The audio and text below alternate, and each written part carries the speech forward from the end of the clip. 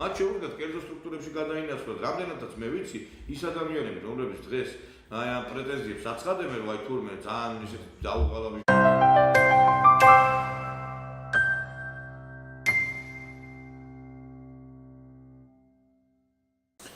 იგი 2006 წლიდან 2014 წლამდე მივლინებების და პრემიებთან დაკავშირებით ჩატარდა კვლევა უფლებამოსილთა გაერთიანების მიერ და უნდა მოგახსენოთ, რომ ციფრი არის საკმაოდ შთამბეჭდავი.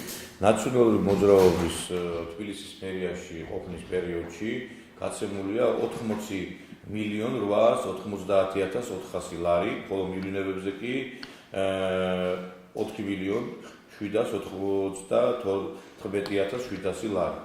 და ეს ციფრები თუ შევადარებთ ჩვენ ამ წლებს, გამოიყურება საკმაოდ პომპეზურად და როდესაც ეს ადამიანები საუბრობენ იმის შესახებ, რომ თანხების არამიზნობრივი ხარჯვა ხდება დღეს თბილისის მერიის მიერ, გაუგებარია აი ამას რომ აცხადებენ თავიანთ სიგრძისთან მართლები არ არიან იმ კუთხით, რომ თვითონ გაცილებით მეტ თანხებს ხარჯავდნენ და განსაკუთრებით აღსანიშნავია, რომ როდესაც 2012 წლის საპარლამენტო არჩევნებში ხელისუფლებაში მოვიდა ქართული ოცნება, ისინი გარკვეულწილად გადავიდნენ ოპოზიციაში და საბოტაჟს ეწეოდნენ ხელისუფლების მიმართ და ეს აისახა უშუალოდ გაცემულ პრემიებსა და მივლინებების თანხებთან დაკავშირებით. მაგალითად, თუ კი 2012 წლამდე ისინი გასცემდნენ პრემიებს 8-10 მილიონის ფარგლებში, 2013 წელს პრემიებმა შეადგინა 17.110.500 ლარი, ხოლო 2014 წლის ღვაწლის მონაცემები 12.287.900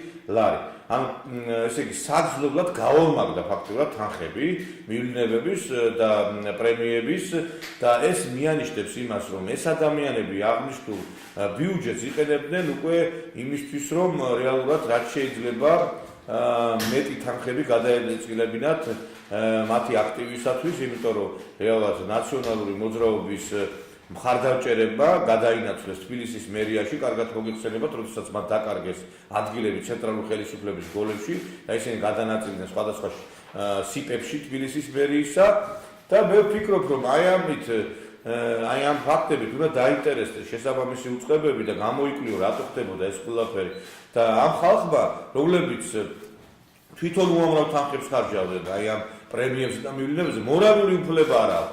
დღეს თითქმის ყველა მედია საშუალება არის გადატვირთული აი ამ ადამიანებით, რომლებიც ძირითად აქცენტებს აკეთებენ სწორედ აი ამ სარესტორნო ხარჯებზე, მივლინებებზე, ჩვენ გასულ კვირას ქონა სარესტორნო ხარჯებზე კვლევა და იქაც ანალოგიურად გაცილებით დიდი თანხებია დახარჯული. ეხლა ეს იმას არნიშნავს, რომ თქვათ ჩვენ ხელი გადავუსვათ ქართულ ოცნებას და თქვათ მათ რეალურად არ გავაკრიტიკოთ. ჩვენ ვფიქრობთ, რომ პრემიებთან და ტენდერებთან დაკავშირებით უნდა იყოს გამჭვირვალობა და მე ვფიქრობ, რომ რაც შეიძლება მაქსიმალურად უნდა მოხდეს ხელშეკრულებების და ტენდერების გამოცხადება ღია წესით, იმიტომ რომ მაგალითად სარესტორნო კვლევებზე, რომლებსაც ჩვენ გვქონდა საუბარი წინა კვირას, ანუ ტენდერი საერთოდ არ ტარდება. ანუ ადამიანები, როდესაც უკვეთავენ სადღაც რომ თქვა ღონისძიებას, ეს ხდება პირდაპირ ხელშეკრულების გაფორმება ამა თუ იმ სუბიექტთან და არა ტენდერის მეშვეობით. თქვენ გაქვთ შედარება ასევე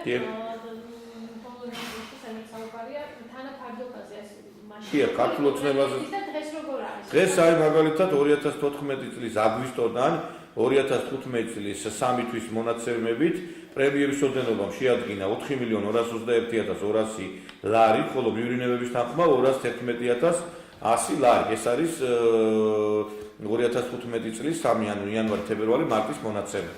ეხლა თუ შევადარებთ აი ამ გასულ წლებს, რა თქმა უნდა, კლება არის საგრძნობი და განსაკუთრებით 2013-14 წლებთან შედარებით, როდესაც უკვე ნაციონალური მოძრაობა იყო ხელისუფლებაში და ცენტრალურ ხელისუფლებას აკონტროლებდა ქართული ოცნება და მე ვფიქრობ, რომ ეს უფრო კლება გაცილებით უნდა წავიდეს კიდევ დაბლა. ანუ გეგმა, რომელიც აქვს, მაგალითად მერია ადგენს გეგმას პრემიებისას და შემდგომ ამ გეგმის მიხედვით ხდება პრემიებზე თანხების გაწერა. ზოგჯერ შემდგომ გეგმის თანახმად უფრო ნაკლები თანხები გაიცემა, ანუ გეგმას არ უნდა გაცდეს და ზოგჯერ კიდევ სრულად აასრულებენ ამ გეგმის ოდენობას. გასაგებია, რომ ყოფილი ხელისუფლების დროს იყო მაღალი ხარჯვა, ეხლა არის ეს მოკლებული, თუმცა თქვენი შეფასებით როგორც უფლებადამცველს აქვს, თქვათ ხელისუფლებას იმის ფუფუნება როცა ესეთი მდგომარეობაშია ქვეყანა და ასევე ზაქარია ქუცნაშვილის ინიციატივაზე უნდა ვკითხოთ, რომ მაღალი თანამდებობის პირებმა გარკვეული პერიოდით მაინც უარი თქვან პრემიებსა და დანამატებზე თქვენი შეფასება. და ეს იყო სოლიდარული. აქ მე შემუშავდა მე რამდენადაც ვიცი ხელისუფლების მიერ ის კრიტერიუმები, რასახით უნდა გაიცეს პრემიები, ანუ არ შეიძლება ადამიანმა თავის თავს გამოუწევოს პრემია და შეთანხმდნენ, რომ ხოლმე და მხოლოდ აი დაბალი რგოლის ჩინოსტები მიიღებენ პრემიებს, არა მაღალი რანგის, ამაზე მიქთა მიღებული გადაწყვეტილება და რა თქმა უნდა მე ვეთანხმები, რომ რაც შეიძლება ხამლების შემოჭერა უნდა მოხდეს, სადაც მაღალი ხელფასები აქვს ამ ადამიანებს და მე მიკვირს მათი პოზიცია, როდესაც საუბრობენ, რომ აი ჩვენ მაგალითად პროფესიონალები ვართ და ჩვენი ანაზღაურება იმიტომ უნდა იყოს და პრემიები, რომ ღამემდე გვიანობამდე მუშაობთ. კი მაგრამ ერთთან თუ ეხა მათი ამ მოთხოვნებს ვერ აკმაყოფილებს ეს ხელფასები, ხო? მათ შეუძლიათ კერძო სტრუქტურებში გადაინაცვლოთ. რამდენადაც მე ვიცი, ის ადამიანები, რომლებიც დღეს აი ამ პრეტენზიებს აცხადებენ, რომ აი თურმე ძალიან ისეთი დაუღალავი ისეთი აქვს მათ მუშაობა, აქამდე ზოგი საერთოდ არ მუშაობდა და საიდან გაუჩნდათ ესეთი ამბიციები, რომ ამდენი და ასეთი არასგაურებები უნდა გქონდეთ.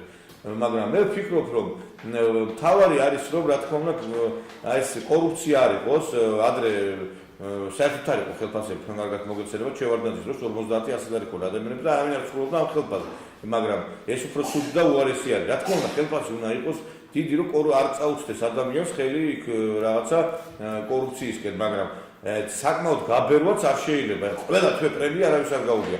შეიძლება კვარტალში ერთხელ დარიგდეს პრემია და მაგრამ ყოველთვიურად და ესე უზომოდ ამ თანხების ხარჯვა, რომელიც ჩვენი ჯიბებიდან მიდის, ნამდვილად არ შეიძლება და მე ვფიქრობ, რომ დღევანდელი ჩვენი აი კვლევის და აი წინაკვლევის მიზანი ის იყო, რომ რეალურად დაენახა საზოგადოებას რა იყო გუშინ, რა არის დღეს, იმიტომ რომ ადამიანები, რომლებიც აცხადებდნენ, რომ და დღესაც აცხადებენ, რომ პრემიები არის საკმაოდ დიდი და ხელფასები დიდი დღეს, თვითონ არ ნახულად დიდ თანხებს გასცემდნენ ამ მიმართულებით და მე ვფიქრობ, რომ აი დასმენ და გამოიტანოს საზოგადოება. თუმცა ეხლაც მე ვფიქრობ, დღევანდელი თბილისის მერის ხელმძღვანელობამ რაც შეიძლება მაქსიმალურად უნდა შეკოცოს პრემიების და მივლინებების ხარჯები, როგორც შეიძლება. არ არის აუცილებელი, ესე იგი 5 ვარსკვლავიან სასტუმროებში იყვნენ, თუმცა როდესაც მივლინებაში იქნებიან.